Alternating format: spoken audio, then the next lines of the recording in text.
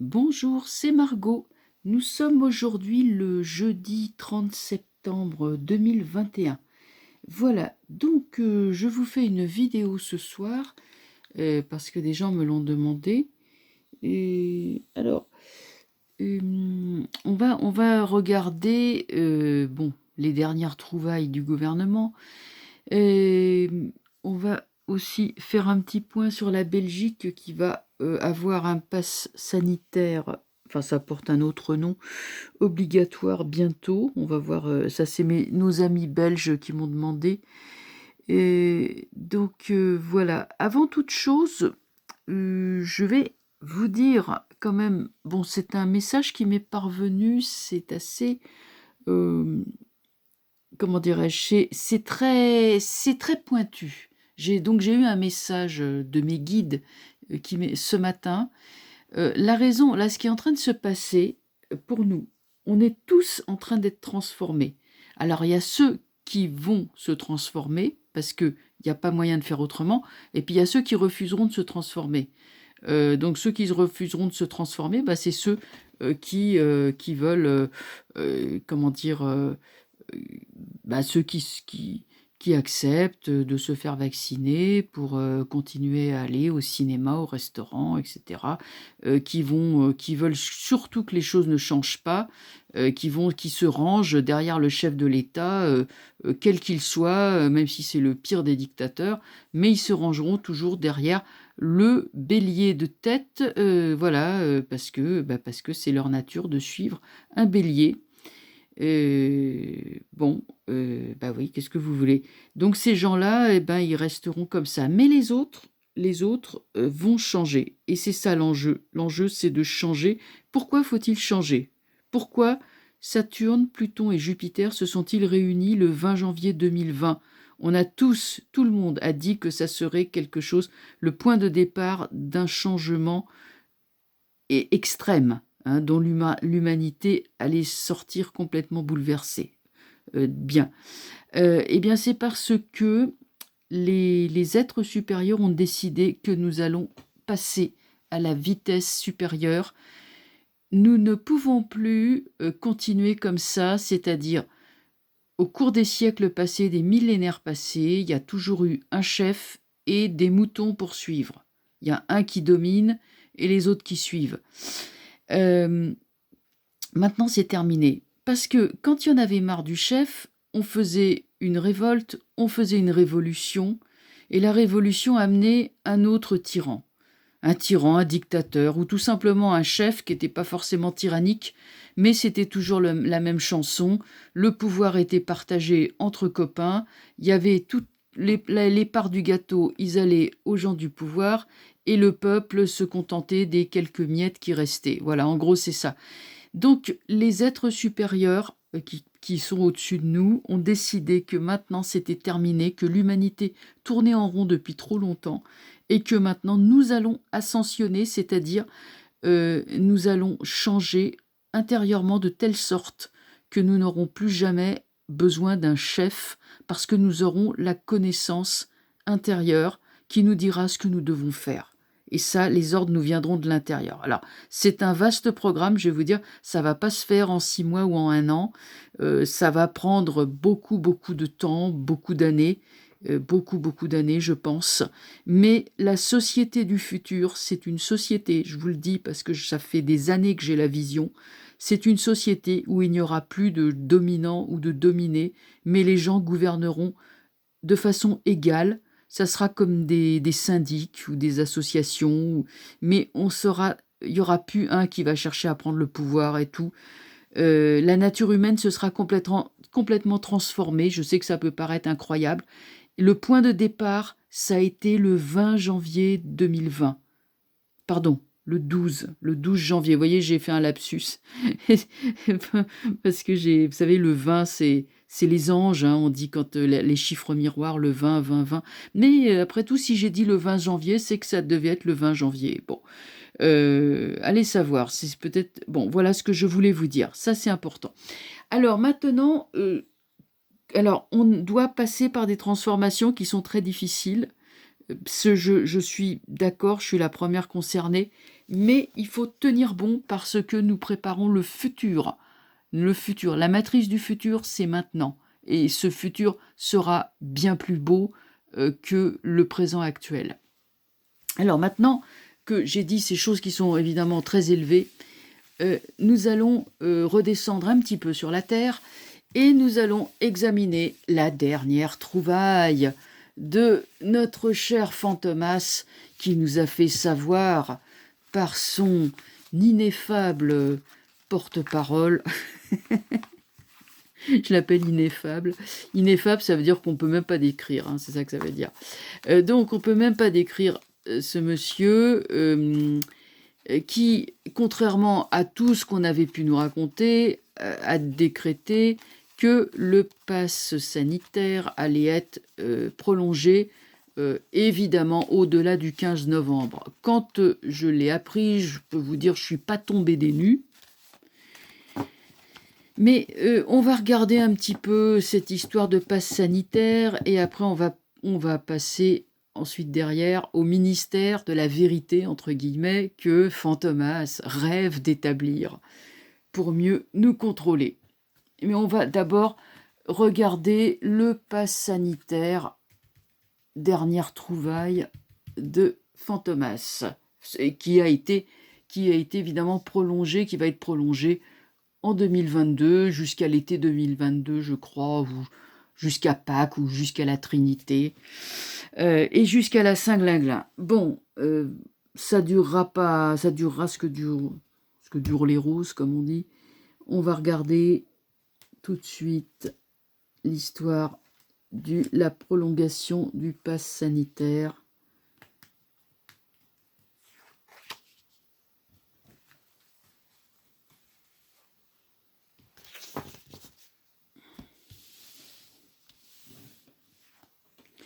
Le Monde.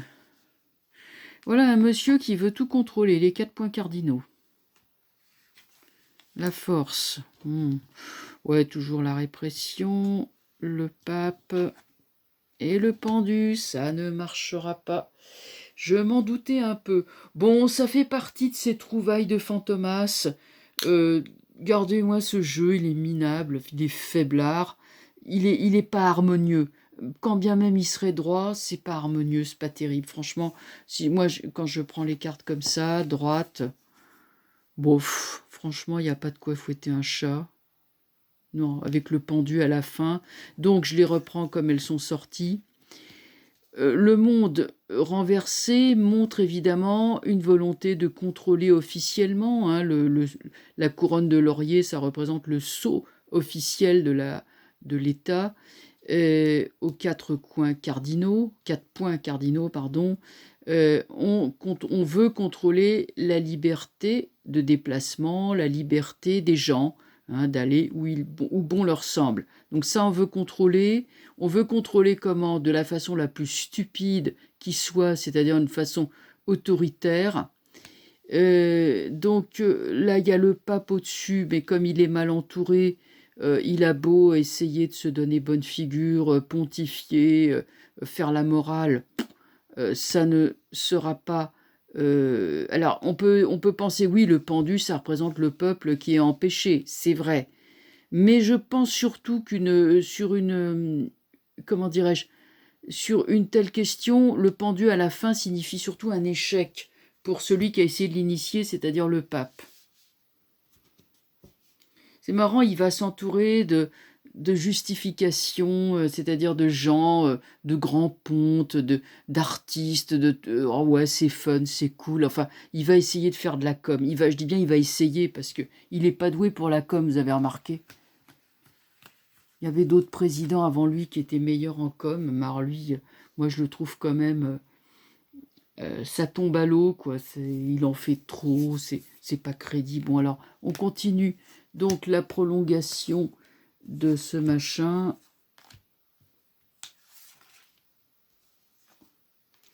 Bon, on est évidemment, c'est toujours le même. Fantomas essaye, bien entendu, de contrôler, comme j'avais dit, mais comme c'est renversé, moi, je me demande s'il va pas se prendre les pieds dans le tapis, purement et simplement, puisque le voilà la tête en bas.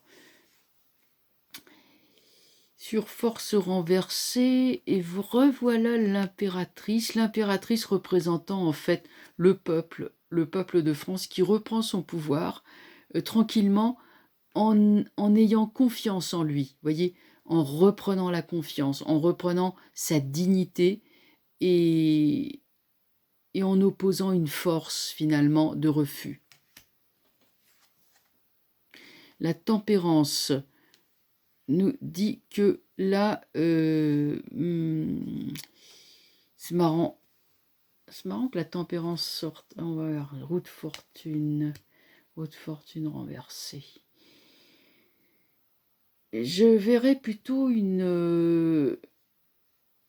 quelque chose, une machine arrière, quelque chose qui va pas marcher parce que ils vont s'apercevoir que ça ne rime à rien, que ça fait finalement ça fait quand même de l'argent qui ne rentrera pas puisque les restaurants, les cinés, les salles de sport, tout ça sont déficitaires. Moi, je vais vous dire, moi j'habite Paris, des fois, bon voilà, je vois bien hein, à l'heure de midi, il y a des restaurants dans mon quartier qui normalement sont pleins à craquer tous les midis. Voilà, ils fonctionnent, allez, peut-être à 40% de leur capacité. Il y a très peu de monde en terrasse et à l'intérieur. Les gens ne veulent pas. Si les gens ne veulent pas d'un pass sanitaire, je ne parle pas des professions qui ont été obligées de se vacciner, ça c'est dramatique, mais je parle plutôt des loisirs. C'est... Vous voyez, les transports, regardez, les transports vont être... il peut y avoir une grève des transports, des grèves qui vont rendre les choses très compliquées. Là, comme j'ai dit, la force, l'impératrice se met sur l'abus de pouvoir. Donc c'est un retour du pouvoir, mais vers le peuple. Le pape, qui était mal entouré, faisait sa propagande. La tempérance vient dessus, un peu comme s'il y avait des nouvelles qui arrivaient de l'étranger, probablement, pour le contredire. Ça ne marchera pas. Ce jeu est faible, ce jeu n'a pas de racine du tout. Il n'est pas fort, il n'a pas de racine. Donc cette décision de prolonger le pass sanitaire va être mal appliquée, mal suivie, n'aura que peu d'effet. D'abord parce que je pense qu'il y a un certain nombre de restaurants qui vont relâcher la discipline, la surveillance, bon là pour l'instant ils exigent tous le pass sanitaire, mais voyant que ça ne marche pas, ou ils vont mettre parce que ils vont mettre la clé sous le paillasson, ou alors ils vont prendre des clients sans contrôler, parce que bon, l'État ne peut pas non plus payer indéfiniment les restaurants 10 000 € par mois. À un moment donné, ça va plus être possible. Donc là, si vous voulez, c'est la réalité qui va se manifester. Chariot. Le chariot parle d'une victoire. Vous voyez, on est quand même sur des cartes droites par rapport à la folle entreprise qui était de prolonger ce pass sanitaire. Il y aura des alternatives qui se mettront en place. C'est un peu comme si on essayait de mettre une pierre en plein milieu d'une rivière. Eh ben, la rivière, elle va couler à droite, à gauche, elle va contourner l'obstacle. Eh ben, ça, c'est vraiment l'impression que j'en ai quand on nous parle de prolonger un pass sanitaire comme ça, surtout avec les autres pays qui l'abandonnent. On a vraiment une impression d'un gouvernement qui est pris dans une fuite en avant et qui ne sait plus s'arrêter. Mais qui finalement, c'est les réalités du terrain qui va affaiblir, effilocher, affaiblir cette idée, parce que ça sera plus vraiment justifié. Et il y a des personnes qui vont se dire, mais bon, à quoi ça sert? Ça sera de plus en plus remis en question, en fait. Moi, je vois des remises en question, même de la part de certains journaux. Oh, mais à quoi ça sert? Enfin, il y a des gens qui commenceront à se lasser et à s'impatienter de ça. Donc on peut prévoir en fait un recul de l'épidémie qui probablement va disparaître si ce n'est pas déjà le cas. parce que bon, bah, les épidémies, ça va pas durer non plus comme ça indéfiniment. Et puis bon, il y a tellement de mensonges qui sont faits à ce sujet que franchement, tout ce qu'ils peuvent dire au sujet du zouzou est vraiment très douteux. Alors, on va continuer maintenant. On va regarder la deuxième trouvaille du gouvernement. Alors, Macron... pardon, je ne vais pas dire son nom. Fantomas est très contrarié parce que les réseaux sociaux, Internet, etc. disent des choses qui lui déplaisent. Donc, il a décidé de créer un comité Théodule. Non, allez, je suis gentille, je vais dire une commission, une commission Théodule, qui va contrôler en fait les discours de haine sur les réseaux sociaux. Bon, ça, enfin, on se traduisait critiquer Fantomas, c'est évidemment un discours de haine, de désinformation, bien sûr. Enfin, tout ce qui n'est pas, qui ne correspond pas à ce que dit le ministère de la Vérité, c'est évidemment un mensonge. Tout ce qui contredit ou qui critique le gouvernement, c'est forcément de la désinformation. Enfin, suivez mon regard. Donc on regarde encore cette lubie qui va encore nous coûter des sous.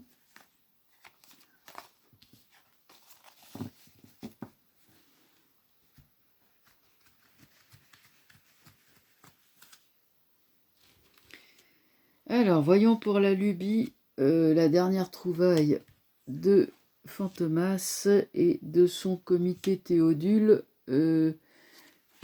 qui lutte contre les discours déviants, les discours des déviationnistes, les discours des... comment je pourrais appeler ça des dissidents, voilà. Alors, bon, l'empereur renversé, encore une décision intelligente. Le Monde, le mat. Encore un truc qui a été bricolé sur un coin de table. C'est... je sais pas comment vous dire ça. Il passe son temps à inventer des trucs pour nous brimer. Et finalement, ça nous casse les pieds. Et on arrive à passer au travers. Le mat. Le mat renversé, bon, donc là, après, il y a des hésitations. Bon, ça, c'est une décision autoritaire et idiote. Là, il y a les nouvelles qui viennent des quatre coins du monde, comme voilà. Mais le mat renversé montre que, en fait, il y a beaucoup de gens qui vont prendre leurs sources, leurs informations à cette source-là, cette source internationale qui n'est pas contrôlée, justement, qui est complètement libre. Bon, le mat, lui, c'est un homme qui veut être libre, hein, il se libère. Pour l'instant, on le brime, c'est vrai, mais ça n'empêche pas d'aller consulter quand même, de continuer à se renseigner. Donc là, ils vont encore se concerter entre eux et s'apercevoir que, ben non, ça marche pas, puisque l'amoureux parle d'hésitation. Hésitation pour parler, ils savent pas trop, alors qu'est-ce qu'on a avec ces trucs? Trop de fortune, ça passera. Franchement, ça va pas durer cette histoire-là. Son ministère de la Vérité, c'est vraiment... ça passera, quoi. C'est encore un jeu qui est faible, vous voyez. Il n'y a pas de jeu fort et bien structuré. Quoi qu'il puisse se prendre comme décision, là en ce moment, en ces temps généraux d'effondrement, ça ne pourra pas tenir. Non, ça ne pourra pas tenir.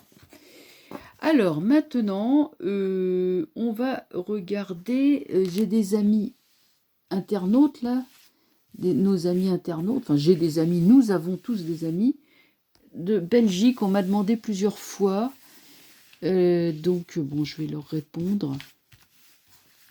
Eux aussi vont avoir le pass sanitaire, ils s'inquiètent parce qu'ils trouvent que en Belgique rien ne bouge.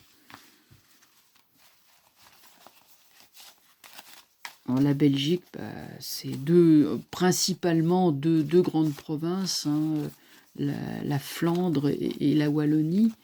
Bon, il y a aussi d'autres provinces plus petites, mais c'est principalement les deux grandes. Donc on va regarder. Donc la Belgique dans son ensemble. Et comment va se passer l'imposition du pass sanitaire en Belgique? Je visualise le drapeau belge.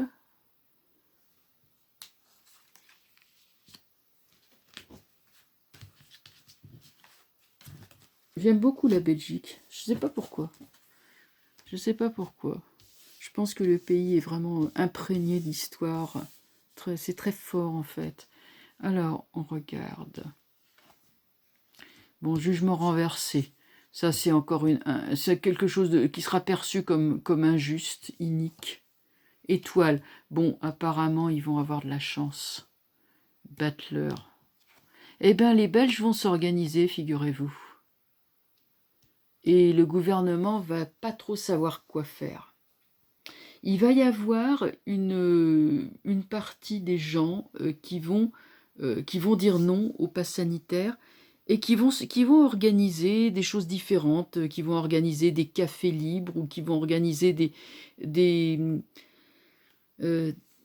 alternatives, y compris pour les gens que j'imagine, je ne connais pas dans les détails, mais si c'est un pass sanitaire aussi pour les professions, ça je ne sais pas, je ne connais pas trop la loi, ce qu'ils veulent faire, mais en tout cas si c'est pour que les gens ils aillent au ciné ou qu'ils aillent dans les hôpitaux, bon, on va trouver les gens eux-mêmes vont faire preuve de créativité avec le battleur et trouver des solutions pour, si vous voulez, qu'on ait une sorte de proposition parallèle voyez, de culture ou de déplacement.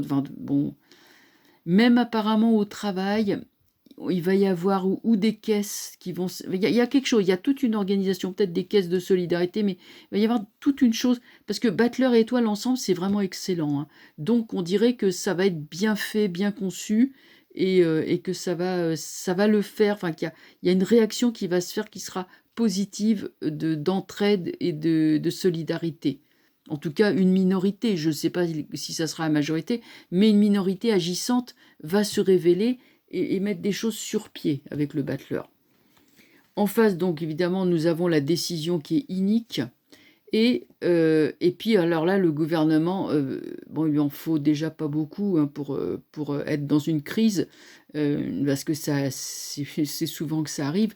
Mais là, encore une crise de gouvernement à cause de cette histoire de passe sanitaire qui ne sera pas bien accepté par tout le monde, ça c'est certain.